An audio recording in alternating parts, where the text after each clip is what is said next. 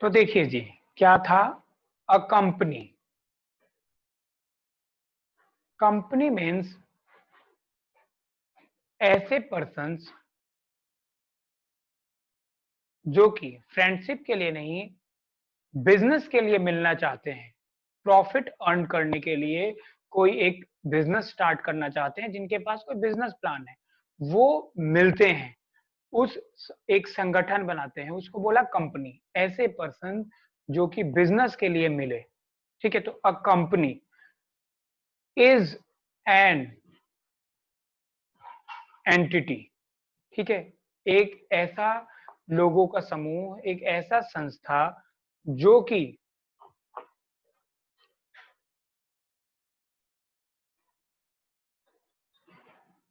Incorporated मतलब formed करा गया हो, बनाया गया हो बाई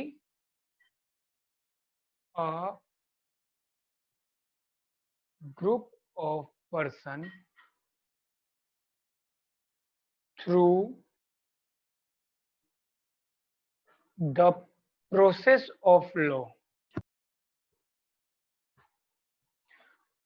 अब जरा समझिए, जब हमें बिजनेस करने वाले कंपनी को बनाना होगा, तो वहां पे लॉ इन्वॉल्व होगा। लॉ इन्वॉल्व क्यों होगा? क्योंकि इसमें बहुत सारे लोगों का पैसा लग रहा है, ठीक है। बिजनेस करने के कुछ कायदे कानून होंगे। क्या कायदे कानून हैं? लोगों का पैसा कैसे आना चाहिए, वो पैसा कैसे मिस यूटिलाइज ना हो, बिजनेस आप शुरू कर रहे हो किस तरीके से कर रहे हो, ये सारा रिपोर्ट देना, इन सब के लिए एक लॉ बनेगा। और ये सारा कुछ लॉ हमारे कंपनी के लिए बनाया गया है कंपनीज एक्ट 2013 में। जैसे कि कुछ नियम मैं बताता हूँ कि आपको कंपनी बनानी है, तो सब लोगों के डॉक्यूमेंट्स वगैरह लेके, आईडी प्रूफ वगैरह लेके, ठीक है, बिजनेस का भी प्रूफ लेके, कहाँ पे बिजनेस वगैरह खोलना है, इन सब चीजों का आपको जमा कर लेना है। और सबसे पहले आप कंपनी के नाम के लिए अप्लाई कर दो। लॉ क्या बताता है कि सबसे पहले एक कंपनी के नाम के लिए अप्लाई कर दो। अब आपने कंपनी के नाम के लिए अप्लाई कर दिया, रिलायंस।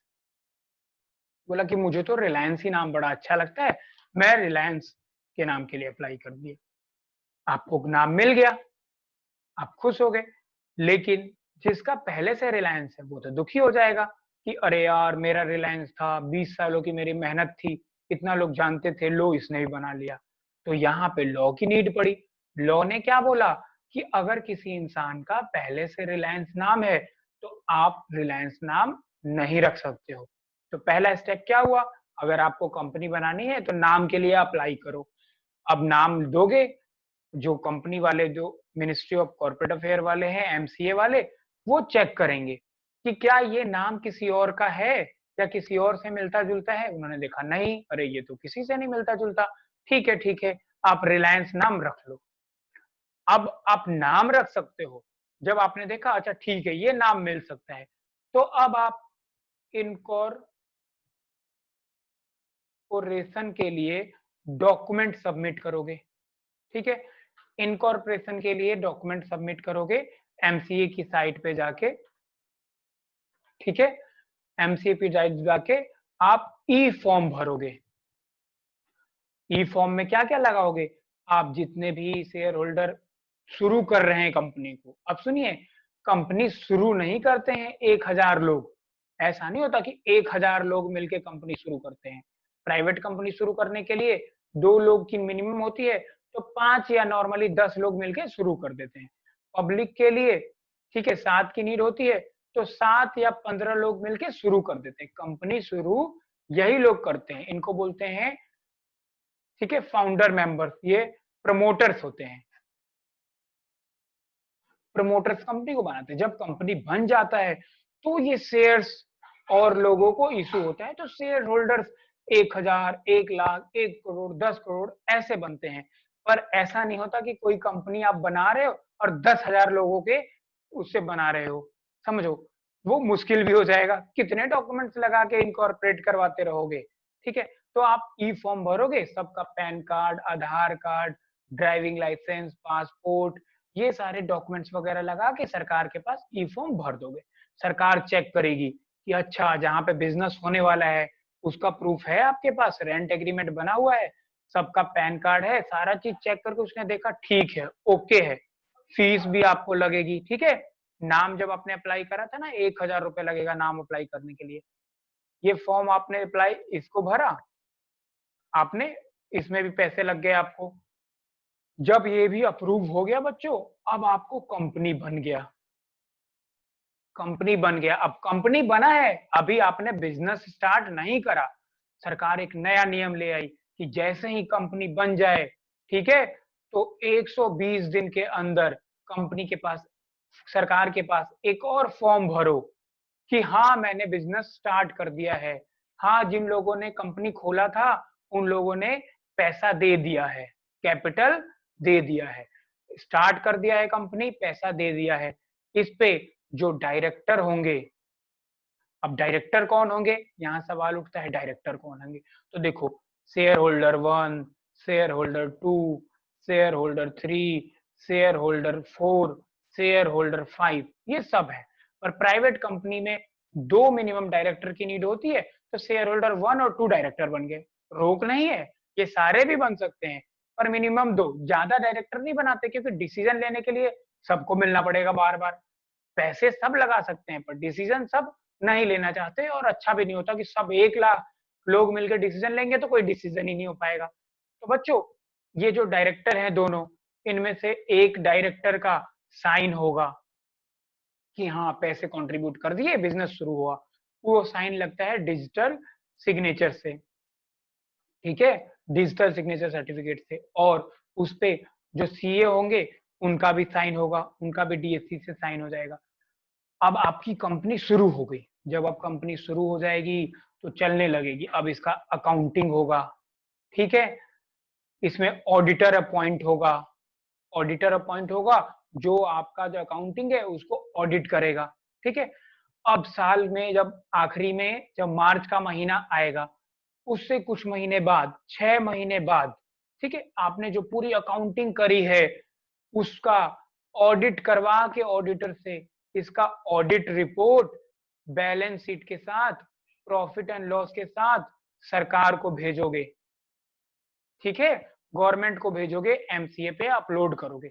गवर्नमेंट देखेगी कि सही से आप अकाउंटिंग कर रहे हो या नहीं कर रहे हो, ऑडिटर रिपोर्ट ठीक है या नहीं है, ऑडिटर ने बोला हाँ ये काम धंधा सही से कर रहे हैं।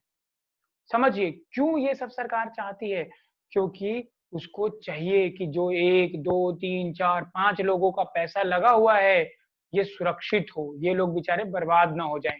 इसके अलावा ये जो दूसरे लोगों के साथ मार्केट में बिजनेस कर रही है ये गलत ना करे, क्योंकि देखिए 10 लोग मिल गए या 1 लाख लोग मिल गए और ये 1 लाख लोग मिलके बिजनेस कर रहे हैं, तो ये मार्केट में गड़बड़ी तो कर सकते हैं।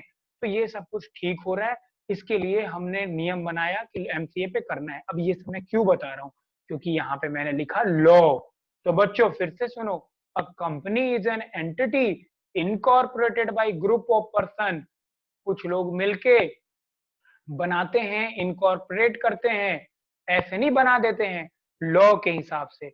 लॉ क्या करता है कि पहले नाम अप्लाई करो, नाम होगा तो फिर फॉर्म भरना, फॉर्म भरोगे पैन कार्ड आधार कार्ड के साथ, फॉर्म अप्रूव हो जाएगा तो आपका कंपनी बन जाएगा। तो ये लॉ रहा जो मैंने आपको बताया, ठीक है। अब कंपनी बन गई, उसके बाद भी लॉ फॉलो करना है। ये नहीं हुआ कि आपने 12th में एडमिशन ले लिया और आपको फिर 12th की सर्टिफिकेट मिल जाएगी, नहीं, पढ़ना पढ़ते रहोगे, पेपर दोगे, सब कुछ पास होगे, रिपोर्ट कार्ड मिलेगा। उसी तरीके से कंपनी का जो रिपोर्ट कार्ड है, ठीक है, ऑडिट रिपोर्ट, ये जमा होगा, हर साल जमा होता जाएगा। नहीं जमा करोगे, कुछ गड़बड़ी होगी तो फाइन लगेगा आपको, ठीक है। तो चलिए इसको आगे बढ़ाते हैं। लॉ के बाद, अब यहाँ तो जगह है नहीं, तो लॉ के बाद अगले पेज पे लिखा जाएगा इनकॉर्पोरेटेड, कहाँ गया लॉ फॉर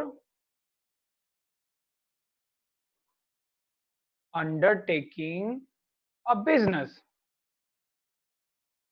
अब आपने कंपनी बनाया है बिजनेस करने के लिए, इसीलिए मैंने बताया कि आपको INC 20, है ना, ये भरना पड़ता है। इनकॉर्पोरेशन का 20 करके एक फॉर्म होता है, समझिए, ये भरना पड़ता है। हाँ, हमने बिजनेस स्टार्ट कर दिया। अब कंपनी बना के ऐसे नहीं कंपनी बना दी, लोग क्या करते थे, कंपनी बना देते थे और उससे पैसे की हेर फेर करते थे। ठीक है, ब्लैक मनी को व्हाइट मनी करते थे। इन सारे नियम को, ये सब गलत काम को हटाने के लिए बहुत सारे नियम चेंज होते हैं, रोज नए नए नियम आते हैं। ठीक है, तो आपको फॉर्म भरना पड़ेगा कि हाँ जी हमने बिजनेस स्टार्ट कर दिया। क्यों? क्योंकि कंपनी बना ही रहे हो बिजनेस करने के लिए। तो सुन लो, फॉर अंडरटेकिंग अ बिजनेस। अच्छा, आगे, it is an artificial person. अब मुझे बताइए, अगर आप टाटा में काम कर रहे हो तो क्या बोलोगे कि मैं रतन टाटा का एम्प्लॉय हूं? नहीं, आप बोलोगे मैं टाटा कंपनी का एम्प्लॉय हूं। अगर आप रिलायंस में काम कर रहे हो तो आप ये नहीं बोलोगे मैं मुकेश अंबानी का एम्प्लॉय हूं। आप किसके एम्प्लॉय हो? रिलायंस कंपनी के। अरे तो रिलायंस कंपनी तो कोई इंसान है नहीं, रिलायंस कंपनी कैसे मालिक बन गई? ये हम कैसे उसके एम्प्लॉय बन गए? यहाँ पे सवाल उठता है। तो देखो, ये आदमी तो नहीं है, पर हमने इसे आदमी का नाम दे दिया है, हमने बना दिया है। जैसे हमने ईश्वर की मूर्ति बना दी है कि ये भगवान जी हैं, इनसे हम अपने सुख दुख को शेयर करेंगे और ये आशीर्वाद देंगे। उसी तरीके से हमने बना दिया है कि बच्चों ये है रिलायंस कंपनी। ठीक है, अब सुनिए, रिलायंस कंपनी है, ये चिट्ठी भी भेजेगी, इस पे लोग केस भी फाइल करेंगे।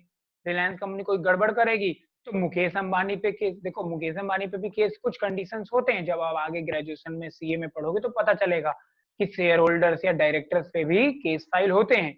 और नॉर्मली आपको ये जानना है कि किसी को केस फाइल करना है, जैसे रिलायंस कंपनी ने एक प्रेशर कुकर बनाया, ठीक है, या जियो का सिम बनाया, और जियो के सिम से बहुत बड़ा भूत निकल गया और भूत ने नुकसान पहुंचा दिया आपको। तो अब आप क्या करोगे? केस फाइल करोगे, मुकेश अंबानी पे नहीं करोगे, रिलायंस पे केस फाइल करोगे कि देखो जियो कंपनी से, जियो सिम से भूत निकल गया। अब ये जो केस होगा वो रिलायंस कंपनी पे होगा बच्चों। रिलायंस कंपनी का वकील आएगा, वो ये नहीं बोलेगा मैं मुकेश अंबानी का वकील हूँ, वो रिलायंस कंपनी का वकील होगा। रिलायंस कंपनी उस वकील को फीस देगी।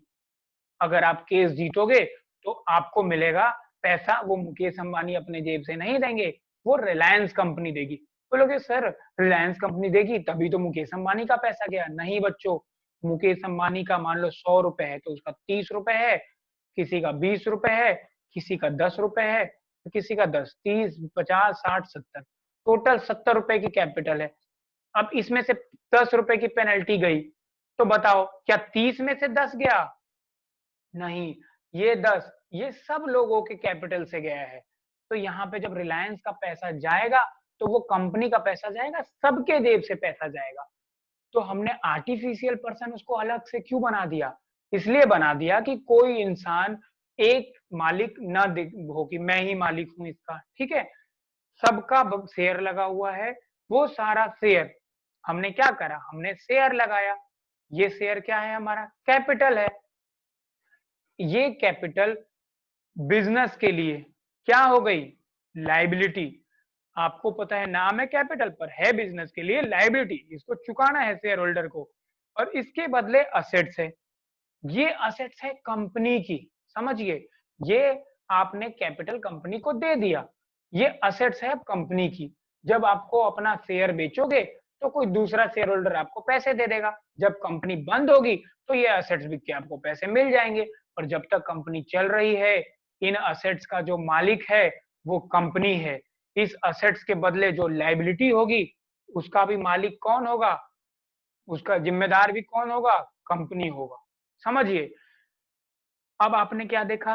आर्टिफिशियल पर्सन, ये पर्सन है, इस पे आप केस कर सकते हो, ये भी आपको केस कर सकता है, ये इंप्लॉय रख सकता है। ठीक है, इसके वकील हो सकते हैं, इसमें स्वीपर हो सकते हैं, सब हो सकते हैं, जैसे एक घर में और एक आदमी नौकर रख सकता है वो। Artificial person and is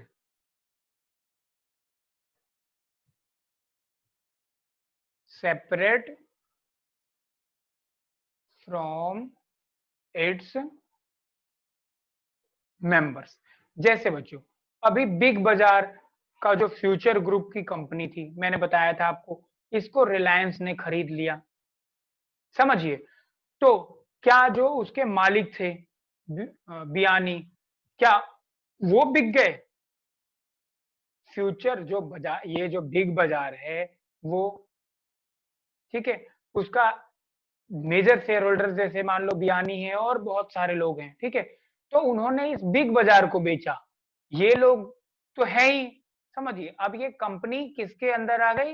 Reliance के अंदर, मुकेश अंबानी के अंदर नहीं आई। तो ये सेपरेट रॉमिट्स मेंबर है, ये असेट्स का मालिक है कंपनी, तो शेयर होल्डर अलग हो गए और कंपनी अलग हो गई। ठीक है, ये चीज आपने पढ़ा बच्चों। अब मुझे जरा बताइए, जितना भी आपने देखा कंपनी, एंटिटी, इनकॉर्पोरेटेड, लॉ, ठीक है, और उसके बाद आपने जब ये देखा कि ये बिजनेस करने के लिए होता है, आर्टिफिशियल पर्सन होता है, सेपरेट होता है, इन चीजों में कोई डाउट है? बताइए मुझे। सर। No sir. ठीक है, तो जब आपने मीनिंग लिख लिया तो एक, ठीक है,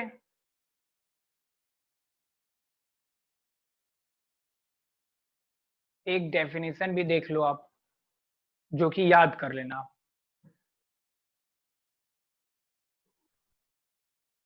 एक मिनट, बच्चा को मैसेज कर रहे हैं। अच्छा ठीक है, company means a company incorporated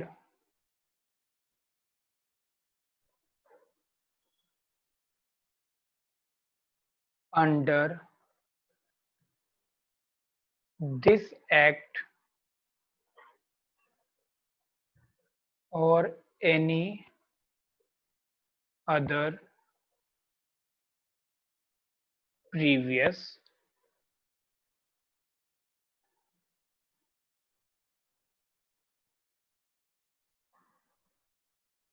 company law. सुन लीजिए, ये बताया है सेक्शन 220 ऑफ कंपनीज एक्ट 2013 में। एक एक्ट है, एक्ट जो पार्लियामेंट में पास होता है, वो कंपनी के लिए, भारत में जो भी कंपनी चलेंगी उस पे जो नियम लगेगा, वो सारा नियम लिखा हुआ है कंपनीज एक्ट में।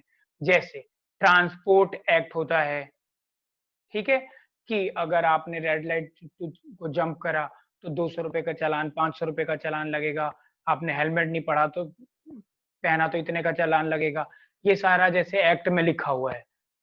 जब आपको ट्रैफिक पुलिस पकड़ती है, बोलती है चलो 500 रुपए चालान दो, आप उससे क्वेश्चन पूछोगे क्यों चालान मांग रहे हो? आप कौन होते हो चालान मांगने वाले? किसने आपको हक दिया?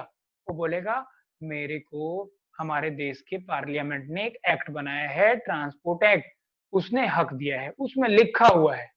इसी तरीके से कंपनी में क्या होगा, कैसे होगा, क्या नहीं होगा, है ना, कौन क्या करेगा, ये सब कुछ कंपनीज एक्ट 2013 में लिखा हुआ है, ये भी पार्लियामेंट में। तो इसने बोला कि कंपनी होता कौन है। अच्छा ठीक है, 2 मिनट रुक जाइए। तो इसने बोला कि कंपनी होता क्या है, तो जितने भी डेफिनेशंस होते हैं बच्चों, वो सेक्शन 2 में होते हैं। ये है सब सेक्शन 20, तो सेक्शन 2 सब सेक्शन 20, सारे डेफिनेशन 2 में होंगे। तो 2(1), 2(2), 2(3), ठीक है, कंपनी को 220 ने बताया, शेयर होल्डर को कोई और बताएगा, ठीक है, आर्टिफिशियल पर्सन को कोई और बताएगा, हर चीज को एक्सप्लेन करेगा, पता तो चले ये चीजें होती क्या हैं।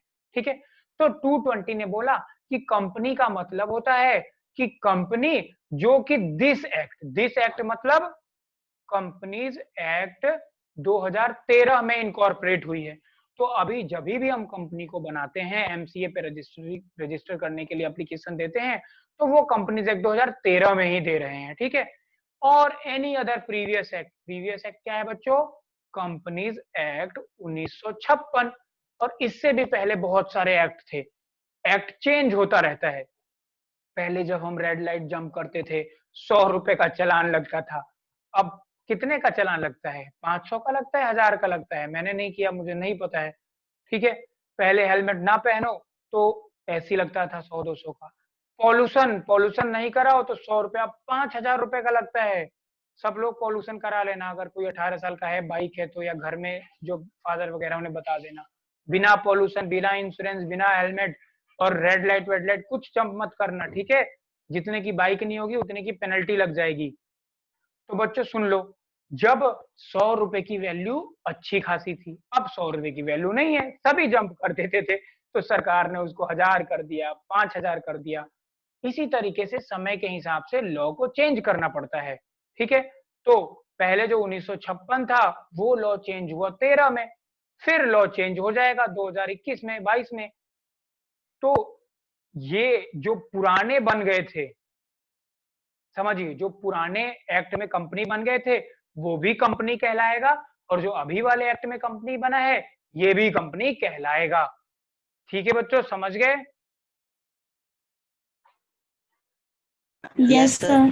ठीक है, अभी आप लोगों को सिर्फ और सिर्फ होमवर्क यही है जो मैंने आपको कराया है, उसे आप रिवीजन करेंगे। और दूसरा होमवर्क है कि आप जाके बुक ले आएंगे, वॉल्यूम 2 टी.एस. ग्रेवाल का, ठीक है? टी.एस. ग्रेवाल का वॉल्यूम 2 किताब आप आज जाके ले आएंगे, और जो भी मैंने कराया है वो रिवीजन करेंगे, फिर हम परसों अपने समय पे ज्वाइन होंगे। और प्लीज बच्चों देखो, हमारा टाइम जो होता है फिक्स, उस पर ज्वाइन हो जाना, मुझे फोन करना पड़ता है, ऐसे मत कर